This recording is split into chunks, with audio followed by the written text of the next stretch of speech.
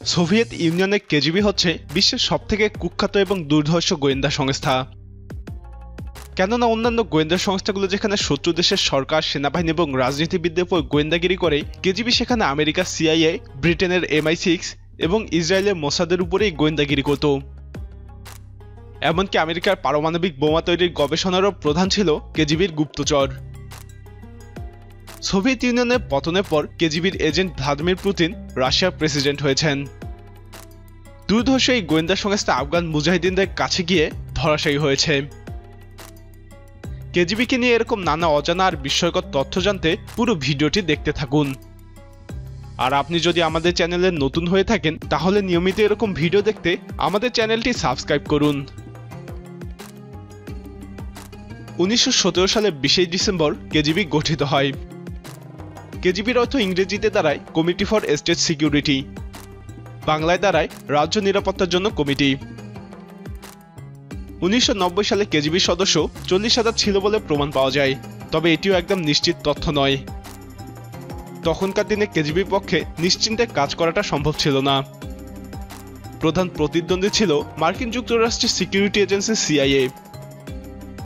এছাড়াও FBI, NSI, federal protective service, যুক্তরাষ্ট্র এবং ব্রিটেনের যৌথ গোয়েন্দা সংস্থা MI5 এবং ব্রিটেনের গোয়েন্দা সংস্থা MI6 এর ভিতরেও কেজিবি তাদের গোয়েন্দা কার্যক্রম পরিচালনা করত।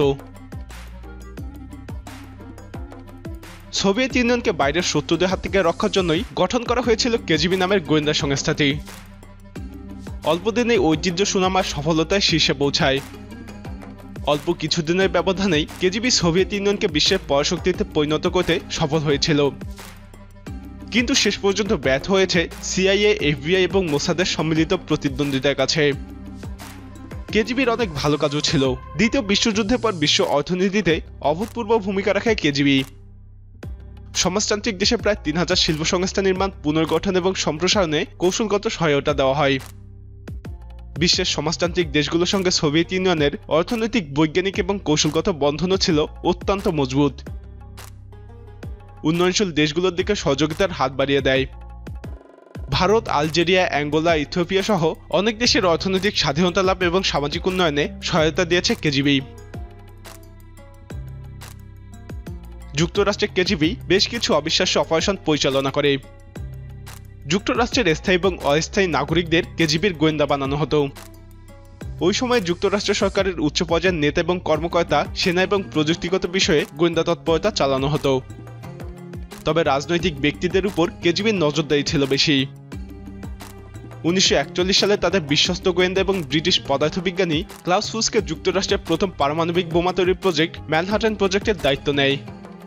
তার তত্ত্বাবধানে ম্যানহাটন প্রজেক্টে কেজিবির অনেক গোয়েন্দা নিয়োগ পায়। 1944 সালে যুক্তরাষ্ট্রের পারমাণবিক গবেষণার গুরুত্বপূর্ণ দলিল সোভিয়েত ইউনিয়নে পাচার হয়ে যায়। যুক্তরাষ্ট্রের গোয়েন্দা সংস্থা সিআইএ প্রতিষ্ঠার 5 বছর পর পর্যন্ত কেজিবি ডাভটের সঙ্গে যুক্তরাষ্ট্রে তাদের গোয়েন্দা তৎপরতা পরিচালনা করত। কেজিবি বিশেষ কিছু সামরিক ইউনিটও গড়ে তুলেছিল। কেজিবি স্মল, এলিট এবং স্পেটনাস নামে বিভক্ত হয়ে কাজ করত। এই ইউনিটগুলো ছিল অনেকগুলো গ্রুপগুলোর মধ্যে সবথেকে বেশি পরিচিত ছিল আলফা গ্রুপ।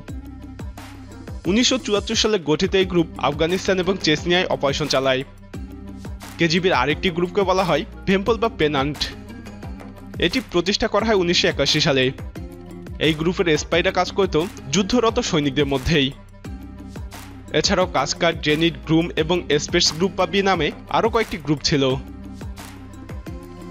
কেজিবি কমিউনিজমের শিক্ষা দিয়ে বিশ্বের বিভিন্ন দেশে নিজেদের প্রভাব বিস্তার করতে পারলেও মুসলিম দেশগুলোতে ব্যর্থ হয়েছে।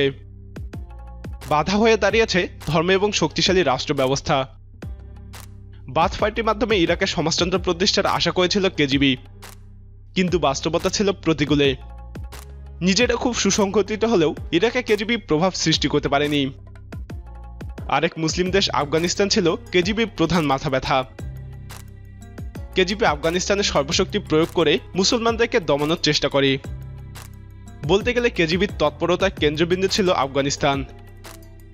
অন্যদিকে সিআইএ আফগানিস্তানে কিছু জিহাদি গ্রুপকে অর্থ এবং অস্ত্র সহায়তা দিয়ে সোভিয়েত ইউনিয়নের বিরুদ্ধে উস্কে দেয়।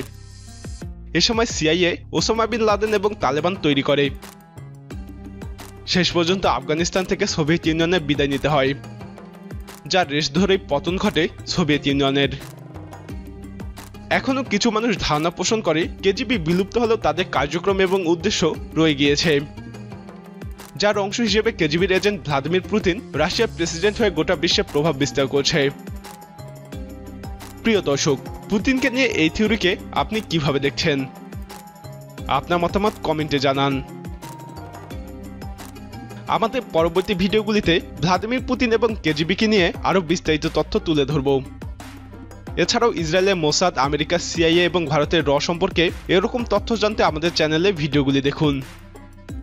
এই ভিডিওটি ভালো লাগলে লাইক বাটনে ক্লিক করুন। ভিডিওটি আপনার বন্ধুদের সাথে শেয়ার করে তাদেরকেও ভিডিওটি দেখার সুযোগ করে দিন।